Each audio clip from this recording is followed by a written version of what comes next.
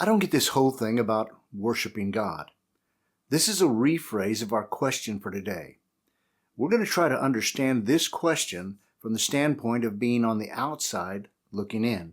For instance, to talk about losing a loved one is different than having actually lived the event and walked through the aftermath. One is a mental exercise, while the other is a life-changing event. Today, we're going to look at a question and seek to build a bridge between those two aspects of the worship of God and why it matters. Today, truth is denied, ignored, and resisted with open hostility.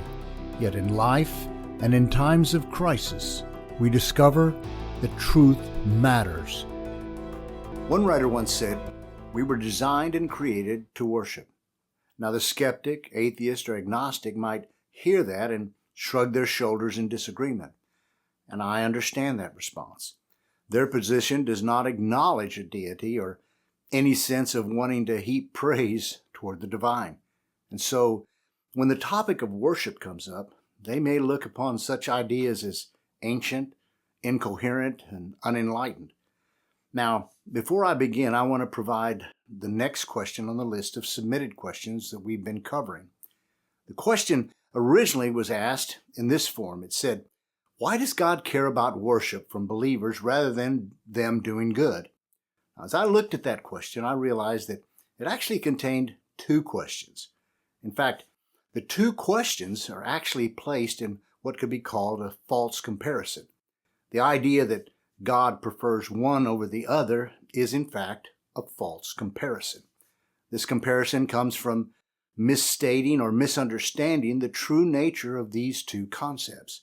I believe you will see what I mean as we look at each one of these separately.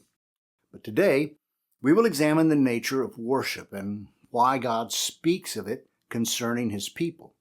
First, I want to go back to the statement that worship is something that mankind is actually very attuned to.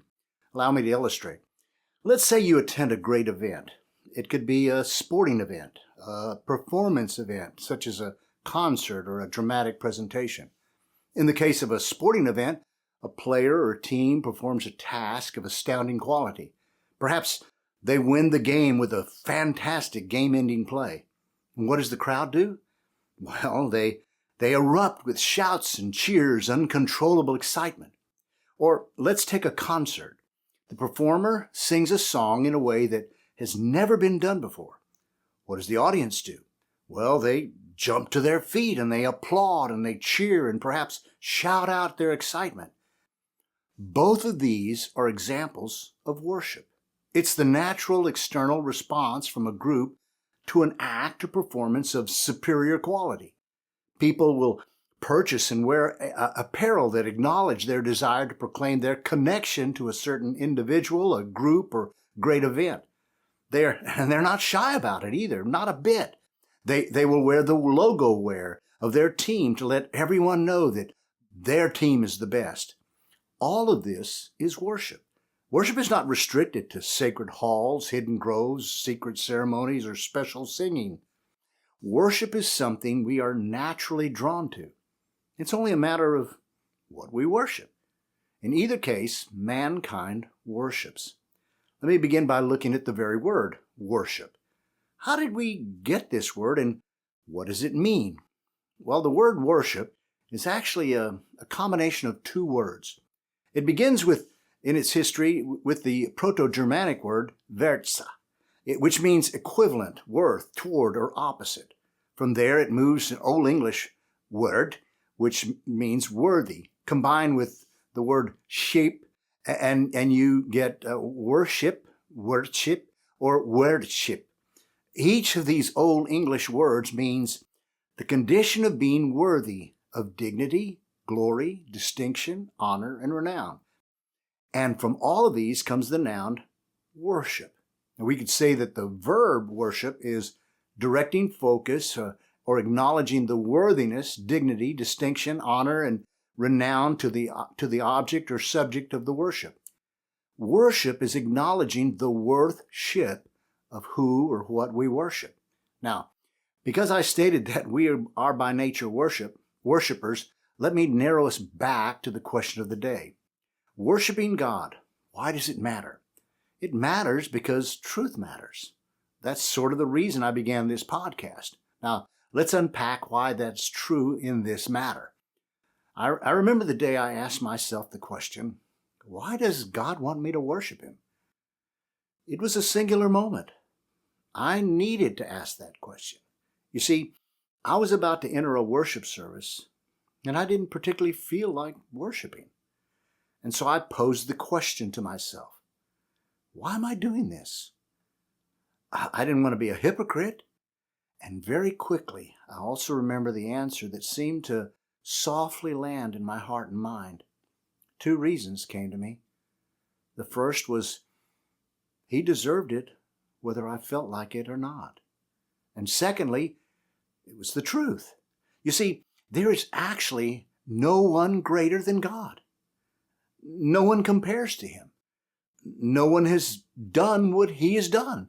No one is more powerful than Him, and yet no one was more loving than Him. As the attributes of God continued to flow into my mind, I suddenly sensed a presence, a truth, the reality that I could barely dare to look up.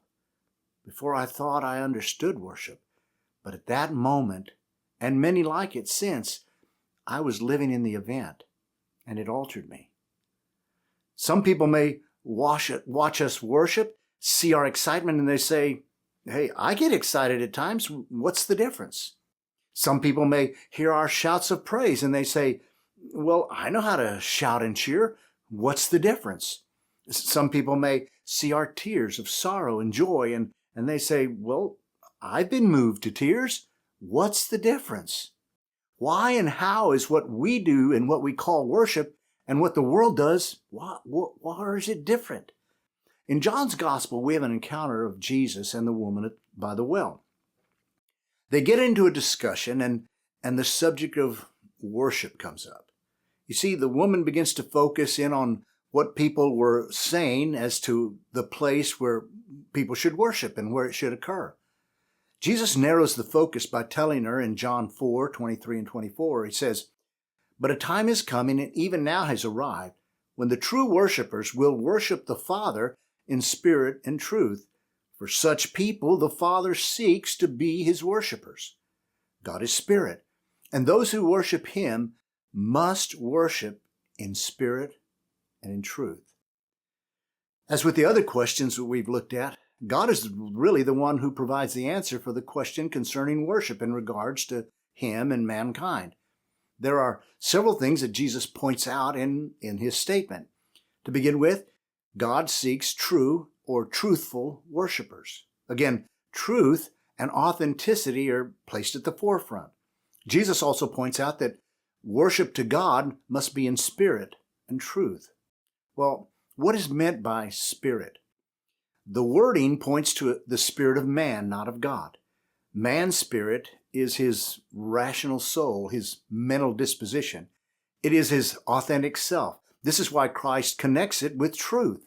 The soul of the person must come truthfully to the true God. Authenticity doesn't stand on its own. You see, sincerity is wrongly directed if it's focused towards what is false or what is not God. Worshipers are everywhere. We've already said that. But God desires those who come to Him as they are and come to Him as He is.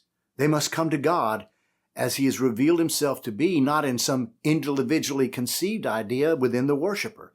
This is an important point today, where today individual experience is highly valued. You hear people say, well, I'm not religious, but I'm spiritual. That phrase really reveals a spirituality that is individually interpreted and structured.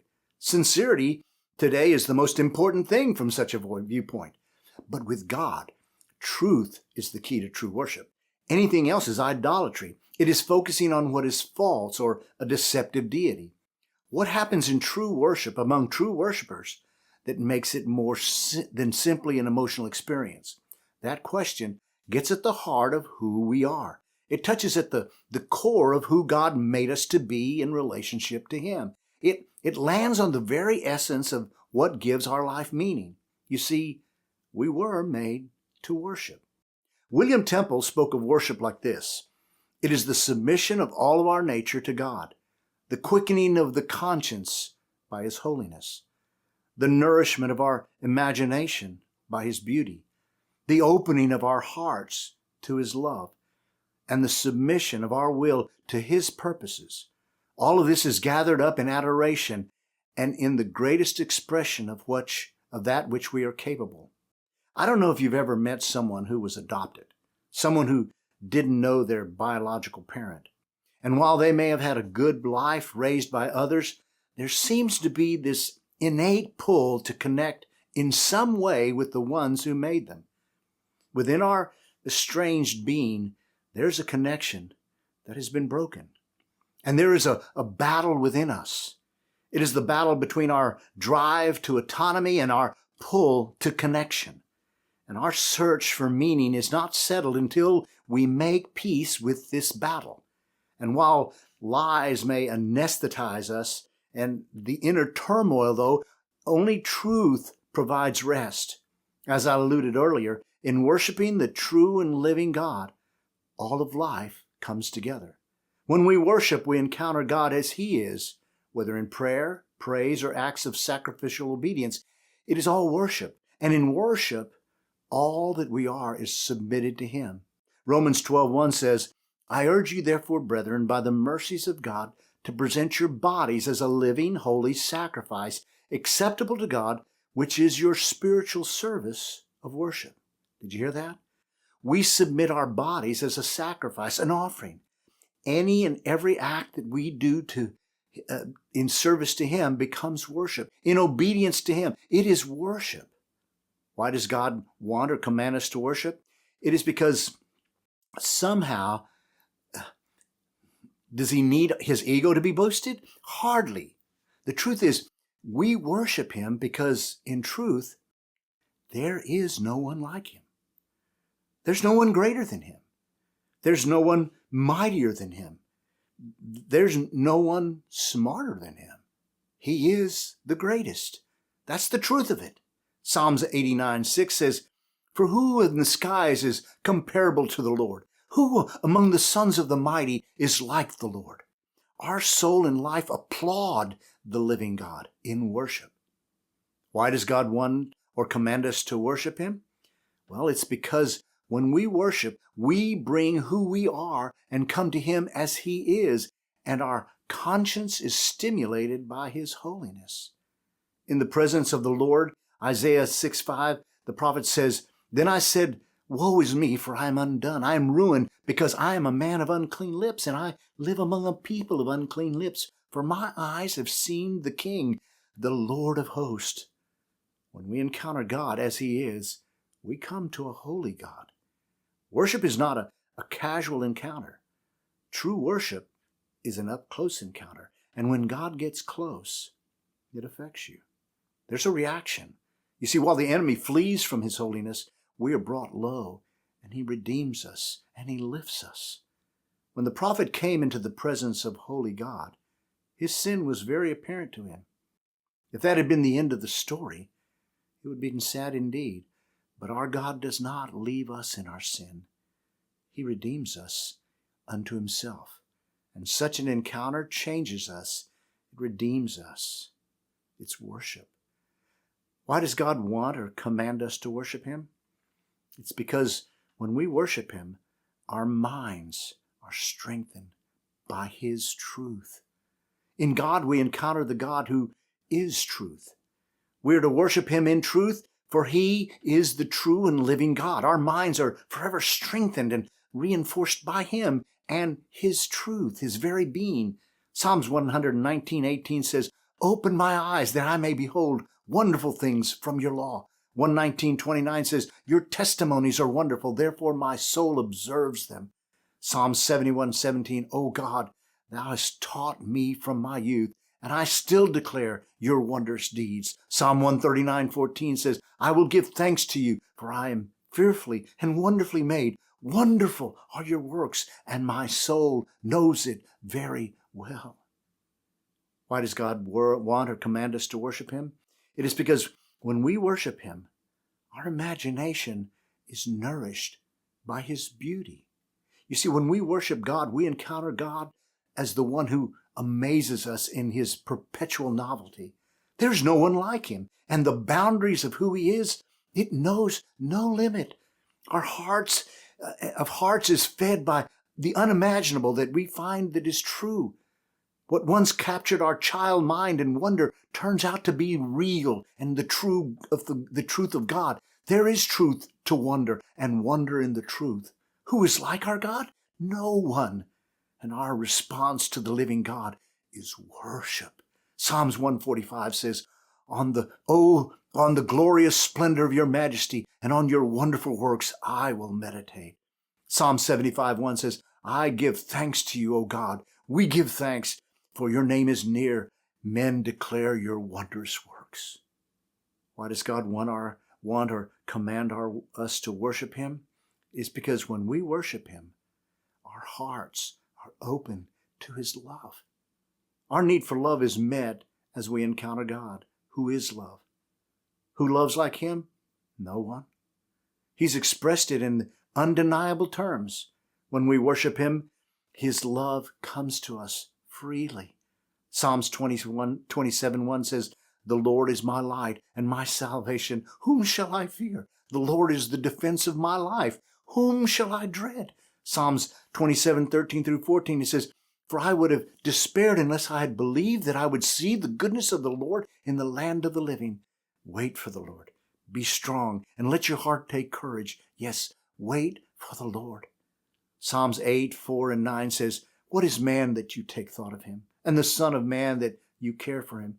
O Lord, our Lord, how majestic is your name in all the earth. Why does God want or command us to worship him? It is because when we worship him, our wills submit to his purpose. We join our Creator's plan for the universe. Our response in this encounter of worship should be evident. We come to God as he is. He redeems us. He strengthens us. He loves us. And we respond, here am I, Lord. Here am I. Isaiah 6:8 says, then I heard the voice of the Lord saying, whom shall I send, and who will go for us? Then I said, here am I, Lord. Send me. Psalm 19:14, let the words of my mouth and the meditation of my heart be acceptable in your sight, O Lord, my rock and my redeemer. Worship is the encounter of sinful mankind with the true and living God, who is holy yet loving. He has come to us in redemption and love. As his redeemed, we respond by submission to his purpose and his will. I understand that this subject and what I've said may seem strange and unrelatable to someone on the outside who doesn't have a relationship with God. I get that.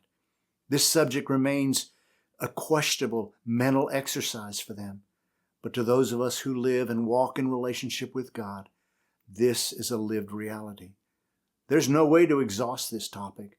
I simply hope that to have provided a framework for the question of why we worship. You see, when we worship, we reunite with our Father in heaven as he is. Words fail to exhaust the fullness of who he is. And so we come to him, always coming to him. He's worthy of worship.